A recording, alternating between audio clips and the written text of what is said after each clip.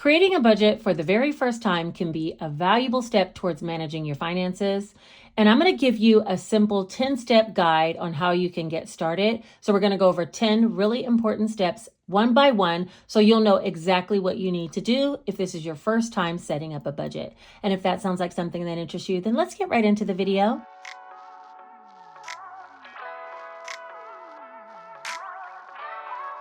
Creating a budget is so important for several reasons. And I'm going to list just a few, but it's important that you realize why you want to create a budget, because that's what's going to help you to stay on task for the long term.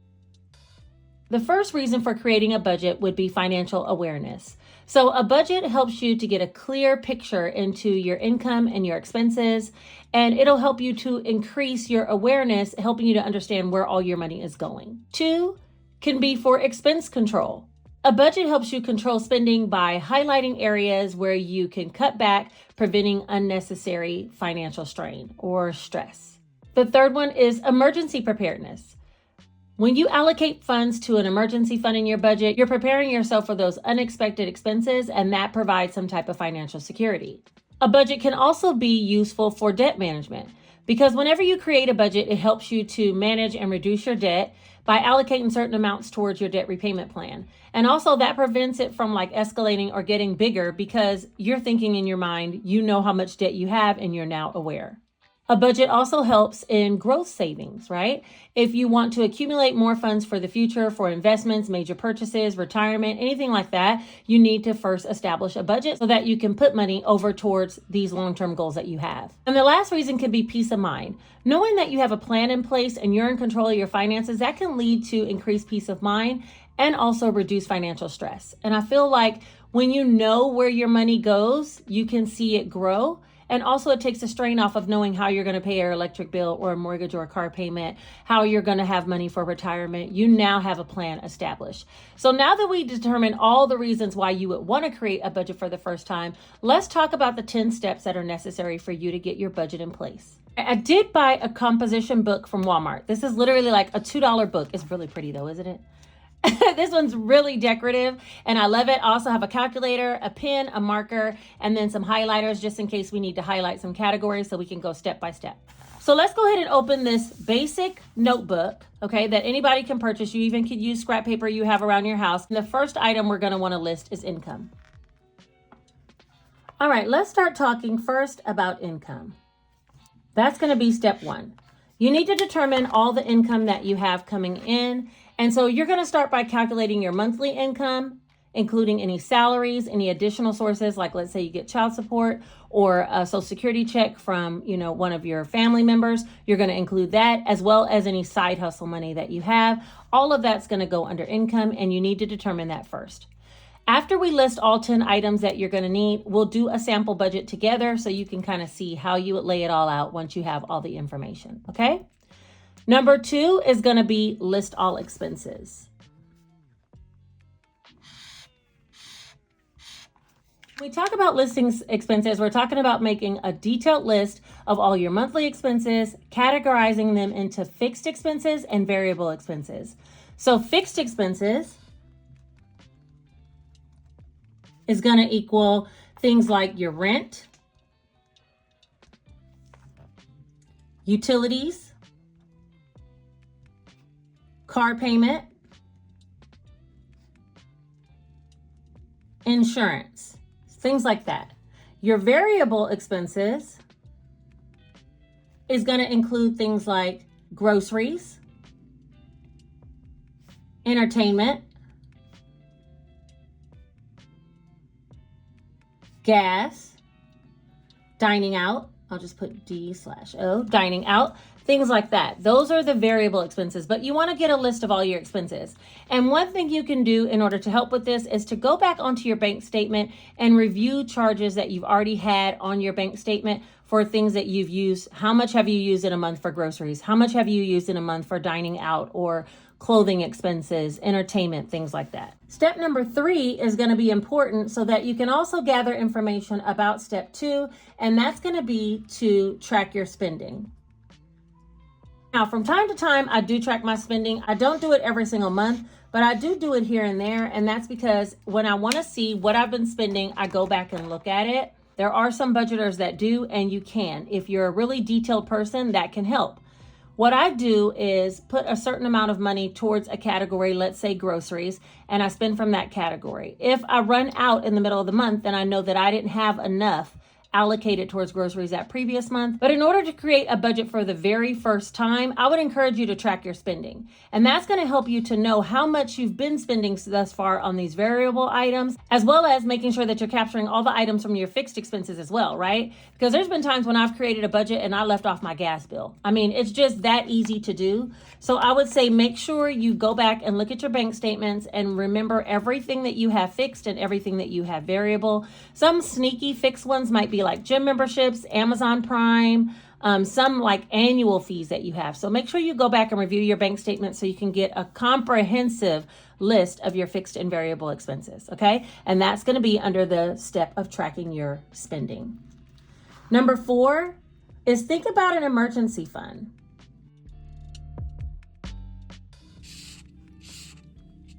Start thinking now about how much you want to build up in an emergency fund for unexpected expenses.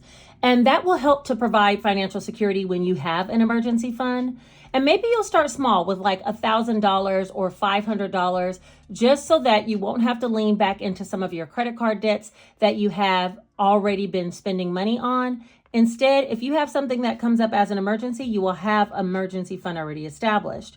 Start thinking now about how much you would like to allocate towards your emergency fund, because we're going to have to wrap that into the budget when we actually build the budget for the very first time. Number 5, not everybody has this, but start thinking about your debt repayment plan.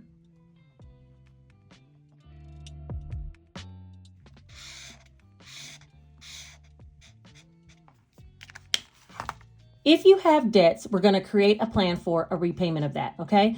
And in order to do a debt repayment plan, I do have a video up here that's all about how to pay off your debt. You can reference that to give you some inspiration, but just think about paying off the highest interest rates first so you can save on some interest payments. And so we're going to try to allocate the majority of our extra money that we're paying towards debt. Doesn't mean we're not going to save for an emergency fund or save towards our future. Check out that video about how to pay off debts if you are interested in, method. She can't spell. Check out that video about how to pay off your debts if you're interested in, creating a debt repayment plan for yourself. It's really explained super easy, the debt repayment plan, and you too can start to incorporate that into your first time budget right away.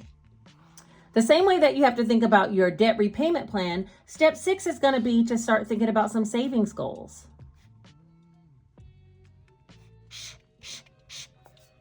We're going to think about setting up short-term and long-term savings goals, whether it's for a vacation, a down payment of a house. Let me write some of these options down.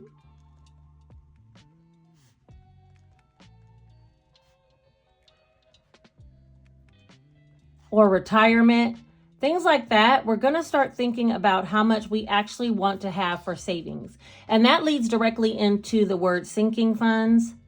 And I'll explain that in just a minute. But just keep that in the back of your mind that we're going to actually put some money towards sinking funds, which are short-term and long-term savings goals. Step 7, now that you have all the information, we're going to start to cut unnecessary expenses.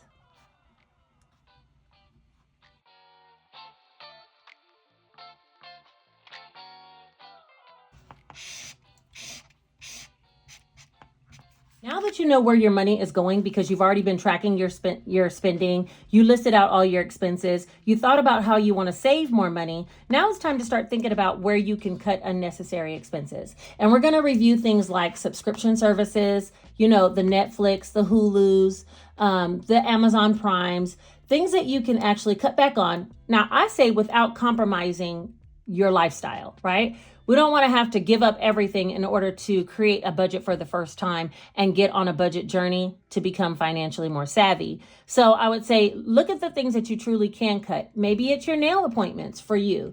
Maybe it is cutting out some of your dining out or some of your impulse purchases. Like for instance, if you're not using the gym and you have a gym membership coming out every month for $30, but you've not used it for 8 months, do you really need your gym membership? That's $30 that can go towards your emergency fund, debt repayment, or savings goals. So you're gonna really try to analyze and cut back any unnecessary expenses. Step 8 is gonna be to create spending categories.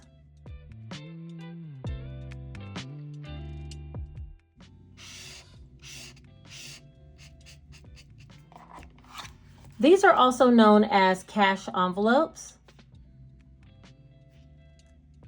And some of that could be sinking funds as well. But in this reference, I'm thinking about cash envelopes. You want to create the categories of the things that you're going to be spending day in, day out on a regular basis or weekly basis, right? Because then if we're going to have a cash budget, you're going to put some money into these cash envelopes. And that way you'll be able to track how much you're spending. Now that for me is going to be step 9. We're going to start to work or look into the cash envelope system.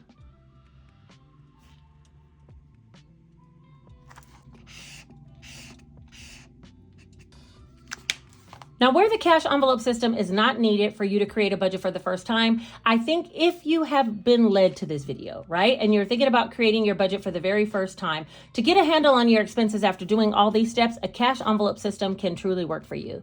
Because it allows you to put like a predetermined amount of cash into envelopes for specific purposes, and that will help you to control your spending. If after you're doing that for, some time and now you have the hang of your budget and exactly what you have to spend, and you don't have issues with swiping your debit card and overspending, then yeah, you can transfer over to, there's some electronic budgeters that are on YouTube. But cash budgeting can help you to rein in on your spending, be able to evaluate what it is you're spending money on because you're doing it in cash form. And it's been said that when you have to give up a $20 bill, it makes you think a little harder than when you just swipe your card for $20. I know for me, it has been life-changing. So I would encourage you to investigate the cash envelope system, and we'll talk about it a little bit more in just a minute. The last and final step is the most important step, and that is going to be to regularly review your budget.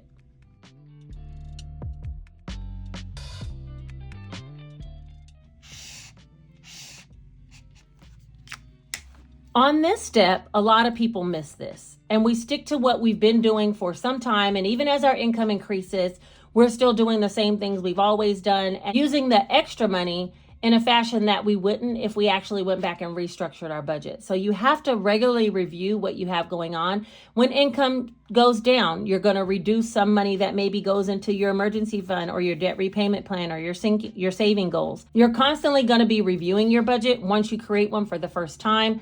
Every single month or pay period, if you choose to be one that budgets every pay period, you're going to be reviewing your budget and seeing what it is you can do in order to have a place for every dollar, because you want to have somewhere for every single dollar to go. Now, as a bonus, and I'm going to write down bonus because this isn't required, but I want you to think about this, especially as you're just starting your budget for the very first time. And that's going to be to celebrate milestones.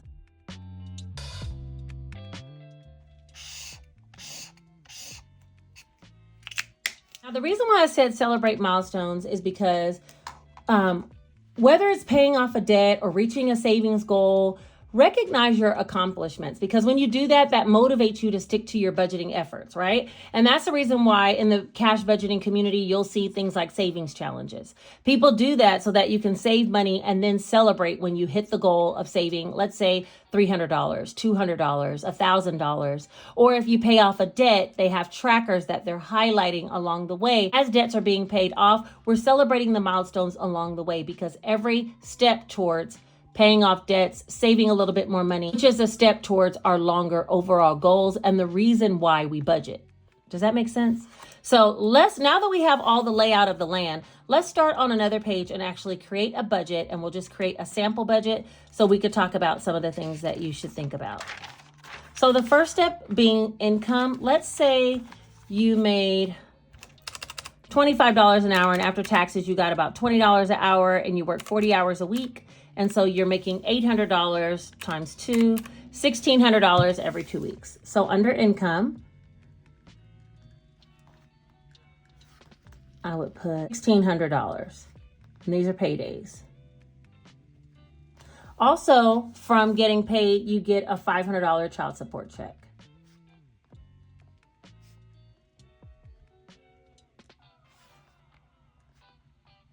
So you would have $1,600 for the second payday as well. So you have $3,200 in income and $500 in child support. So let's see what that adds up to. So that'll be a total of $3,700 that you have coming in for the month. Okay? Next, we want to list all of our expenses. So let's say on another piece of paper, we already went through our bank statements. And as we were listing out our expenses, we realized that we have rent and we live with a roommate. And so we pay $750 a month. We have utilities that we split with such roommate, and we pay $300 a month towards our half of the utilities. We have a car payment, and that is $400. We have insurance for that car, and that is $250. We have childcare for after school, and that is $400 a month or $100 a week. Let's see, we have a phone bill, and that is $100 per month. These will be considered our fixed expenses. These are things that are coming out every single month, the same amount every single month. Now we're going to talk about our variable expenses. And let's say we decided we have groceries, and we've been spending about $450 a month for ourselves and our child. And then we also have gas that we put in the car, and we spend about $50 a week, which would be $200 per month. Let's see, as well as gas, we also have entertainment.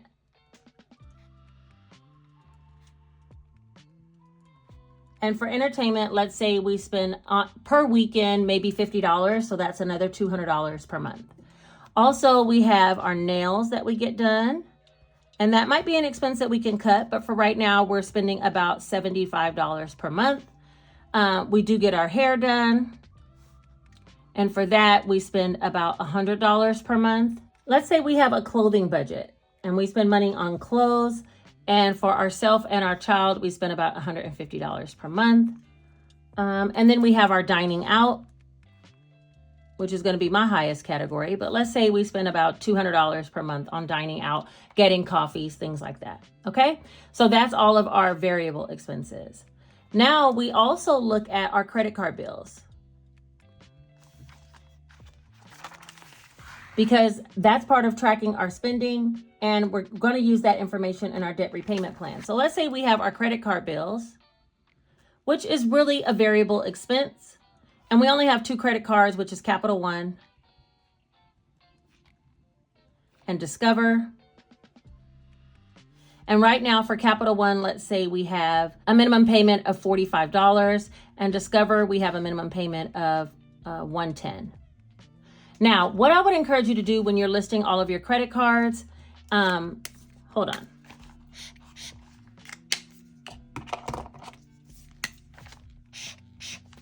Now, what I would encourage you to do when you're listing all of your credit cards is to go ahead and find out the interest rates if you don't know. And let's say you found out your interest rate on your Discover, was 15% interest rate. And let's say on your Capital One, it was 21% interest rate. And this also, I would find out the balances. And let's say the balance on this card is $542. And on this card, it is $1,936. Okay. So that's going to be important whenever we're creating our debt plan, our debt repayment plan. We, of course, are going to do these minimum payments. But if we have any extra, because this is a higher interest rate here on Capital One, we should throw the extra payment towards the $542. And once we're paying the $45 minimum, plus let's say we have an extra $50 to pay towards credit cards that month, we would then pay $95 towards $542, as well as the $110 towards this regular $1,936. And once this debt is paid off, we'll take this $45 as well as any extra payment, and put it towards this bill. And all of that extra money will be going towards the 1936. That's called the debt snowball, and that will help to get your debts down faster. But again, reference that video in the cards on this video if you need more information about how to pay off your debt.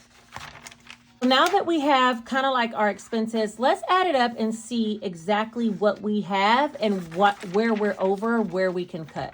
So as far as our fixed expenses, we have 750, 300, 400, 250, 400, and 100.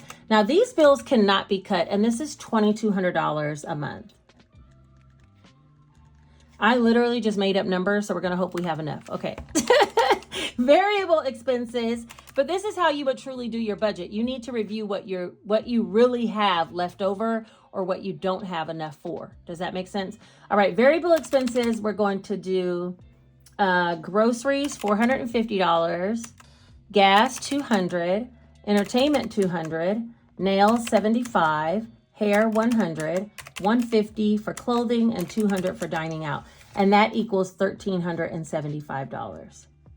Now remember, our base income that we have, our income for the month is $3,700. Let's go ahead and add in our credit card payments, add that up. That's $45 plus $110. Those are the minimum payments for right now. And that would be $155.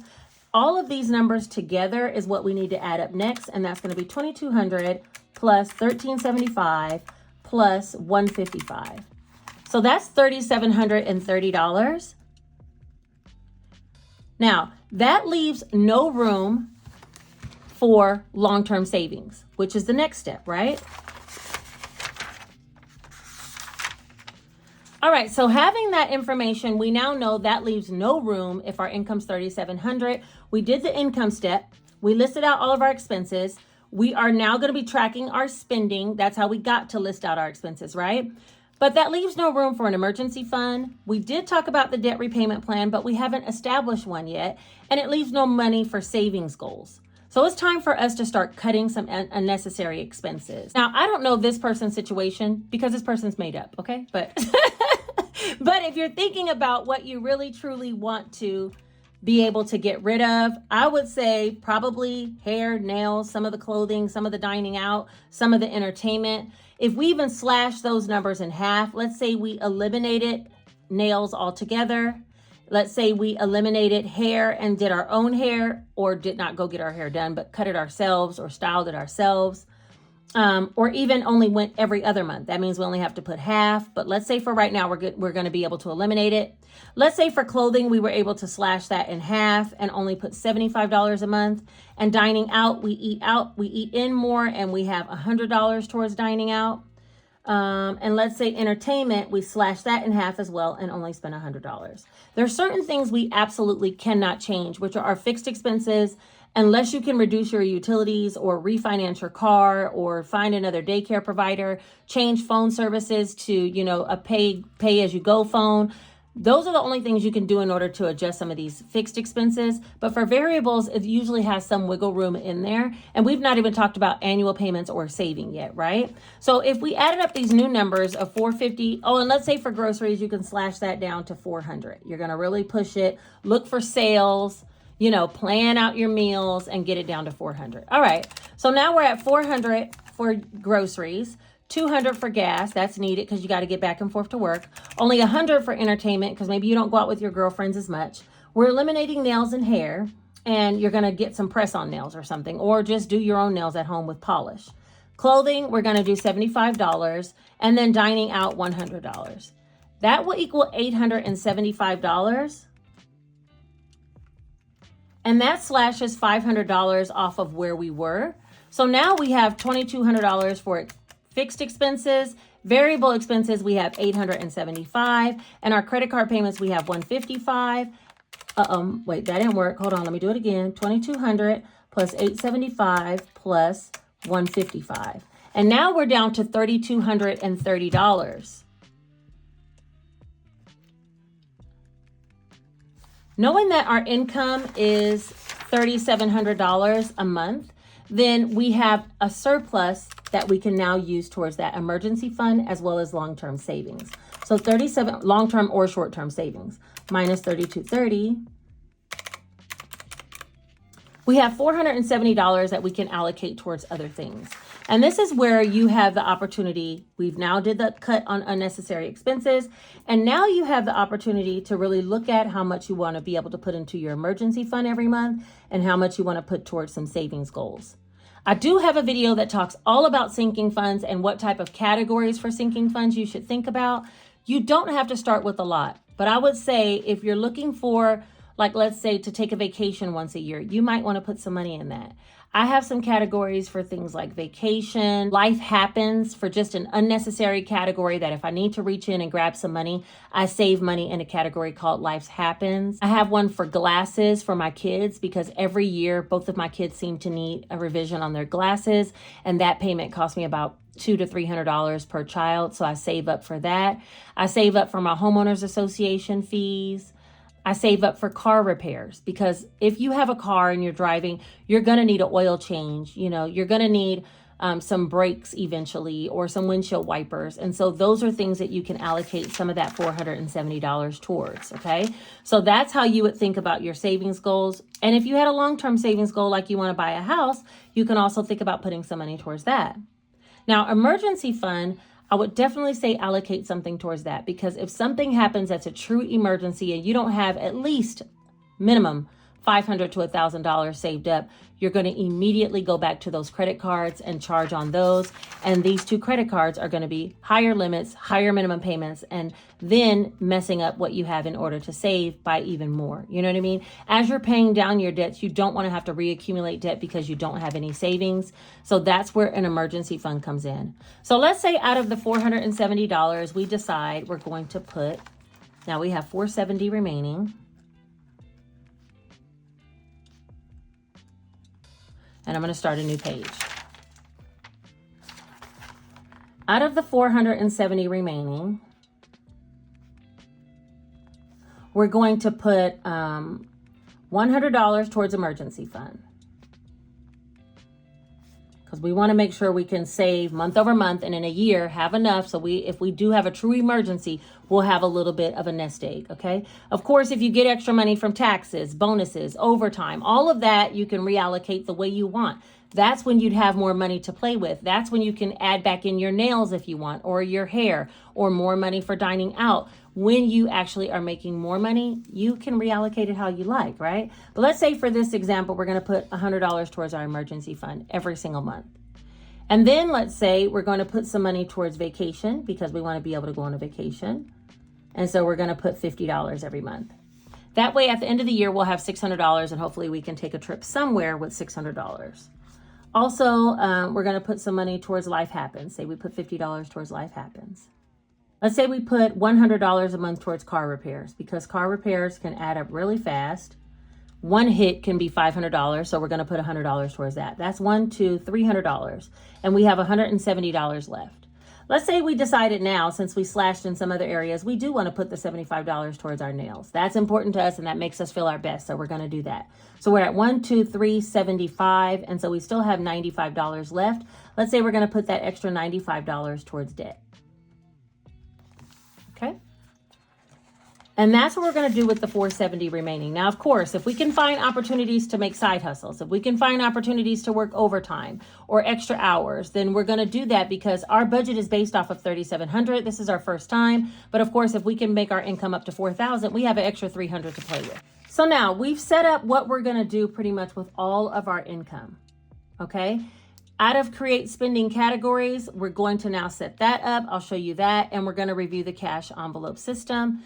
Next thing you're going to do is regularly review your budget and celebrate milestones. Let's go ahead and finish out this budget since we know what we need to do. So every month we're going to be paying these bills and having this variable expenses. I would encourage you, if you get paid every 2 weeks, to divide these amounts in half and take some out of every check so you'll have something for groceries every check. So we're going to first list out our variable expenses.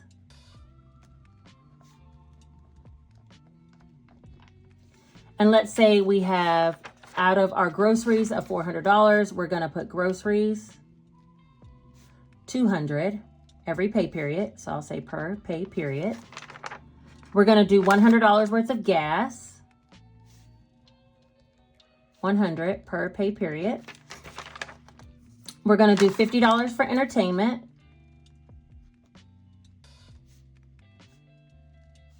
per pay period. And let me stop right here. This is the reason why the cash envelope system works really well, is because you would have envelopes for these amounts. So you can get some paper envelopes from the Dollar Tree, right? But you're going to write on that envelope groceries and put $200 in cash in there. When that $200 runs out, you have nothing else left for groceries until next pay period, okay? And so you have to make $200 work every pay period. If you felt like you needed to adjust your budget, then you would increase your grocery expense overall for the month, and that might reduce the money that you can put towards your nails, or that might reduce the money that you can put towards your debt repayment. You see what I'm saying? So you'd have extra in that way. Or you can get extra grocery money from working extra hours, okay? But so far we have entertainment. All right, let's get back on track. We have nails. We're going to do nails. Remember, we're going to do nails. And you can just take this out of one paycheck. Or you could take $40, let's just say, per pay period. That would equal up to $80, a little bit more than we budgeted. We're not putting anything towards hair. Clothing, we're going to do $75. So let's say we did $35, which is a little bit less, but that's okay, per pay period. And then dining out, we're going to do $100. So we'll do dining out $50. Now, these are the envelopes that you would set up, okay? And you'll have these these are what we call cash envelopes. However, you can take out the cash, or you can set up an electronic account that you make, each individual category a spending amount. I would encourage you, when you're first creating a budget, look into the cash envelope system. That was one of the steps that I said in my 10 steps to creating a first-time budget, is check out the cash envelope system, step number 9, because that will help you to see exactly where you're spending your money at and to not go over if you have these envelopes with these amounts. And you don't have to buy fancy cash envelopes that are for sale all over Etsy or YouTube. All you need to do is get some paper envelopes and write down these categories and put these dollar amounts. And when you want to go out to eat, you pull out your dining out envelope and take $50 and go. If you have change, you put it back into the dining out envelope, okay? So now that we have that, we know how much, let's see how much our per pay period expense is going to be for variable expenses. 200, 100, 50, 40, 35, and 50. All right, so that equals $475. And we're taking that from $1,600 because that's one pay period amount minus $475. So we have $1,125 left. And now we're going to work on our fixed expenses. All right, on our fixed expenses, you can do one of two things: pay certain bills out of certain checks, or you can divide all of your bills in half and make sure you have enough by the time the payment is due. So I would say if my rent and utilities equal $1,050 and I get $500 in child support, then I would only have $550 left, and that would leave $275 per pay period. So I would say rent, utilities, and that would be $275 per pay period that I would have to save, okay? The next one would be car payment, and that would be $200 per pay period. The next one would be insurance, and that would be $125 per pay period. Childcare, we would be paying $200 per pay period.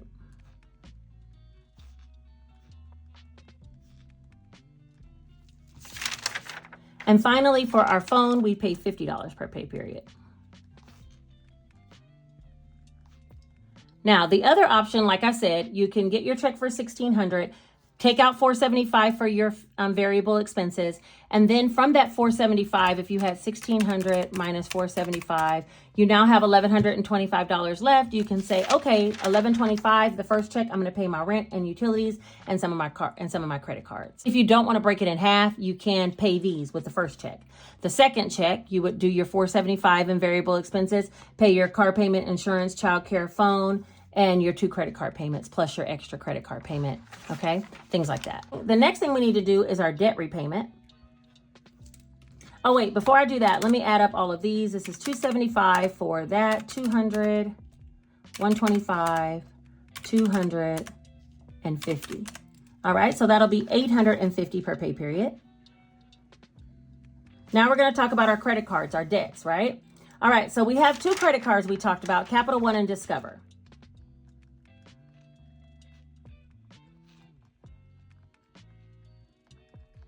All right. And we figured out with Capital One, our minimum payment is $45 and our Discover payment is $110. Out of one paycheck, we're going to pay the $110 towards the Discover, and that'll be check 1. And then the second check, we're going to pay the $45. That's the minimum payment that we budgeted for, as well as $95 towards our extra debt. And that will be $140, $150. What's 95 plus 45? $145. Check number 2. Okay, so the first check we're going to pay the Discover, second check we're going to pay the Capital One. Now, we already said the child support is going to go directly towards the rent and utilities. Oops. All right, there we go. Lastly, we need to figure out about our savings. Okay, so let's just say we divide all of these in half. We're going to now do our emergency fund.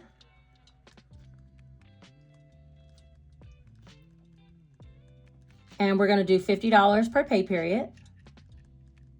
We're going to do vacation, $25 per pay period. Life happens, $25, and car repairs, $50. Life happens, $25 per pay period.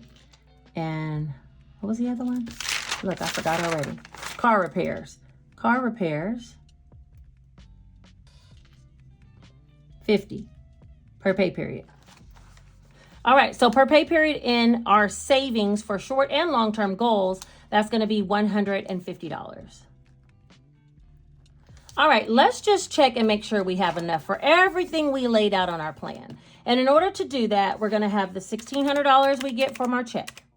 We're going to take out $475 towards all of our variable expenses. We're going to take out another $850 towards our fixed expenses. Check number 1, we're going to take out $110 for our Discover payment. And we're also going to take out $150 towards our long-term and short-term savings goals. And that will leave us with $15 extra. It's tight, but it's there. Okay? Check number 2, we're going to do $1,600 that we get from our check number 2, and we're going to take the same $475 towards all of our variable expenses. And then we're going to take $850 towards our fixed expenses. And now we're going to take out, wait a minute. We're going to have $1,600 to start with. We're going to take out $475 towards our variable expenses. We're going to take out $850 towards our fixed expenses. And now we're going to take out $145 for our Capital One payment. And we have $130 left, which we need $150, but remember we had an extra $15. So we're going to first take out the $130 and add the $15. That'll be almost enough. We're like $5 short. And I'm going to tell you why we're $5 short. Because I added $80 towards nail payments instead of $75. So basically we have allocated every single dollar that comes in. And we've divided it up amongst 2 pay periods, except for the child support, all goes towards rent and utilities. And now, as far as sinking funds, which are up here for savings goals, when we talk about sinking funds, the sinking funds would be these categories for long-term and short-term goal. And again, you can get you some basic envelopes and write emergency fund and put $50 in there every pay period. You write one says vacation, put $25 in there every pay period. Life happens, you put $25 every pay period. Car repairs, you put $50 every pay period. Every time you get paid, you would be pulling out cash, not only for your variable expenses and those envelopes, which are called cash envelopes, but also for these, which are called sinking funds. And so as a sample, when you got paid your $1,600, you're going to take out $475 in cash, as well as take out $150 in cash. So that $475 plus $150, $625 you would take out in cash and divvy it up amongst these cash envelopes and amongst these sinking funds. The rest of your check, which would be $975, you're going to leave in the bank so that you can make your payment to your fixed expenses. You're going to pay all these. okay? As well as pay your credit card payment.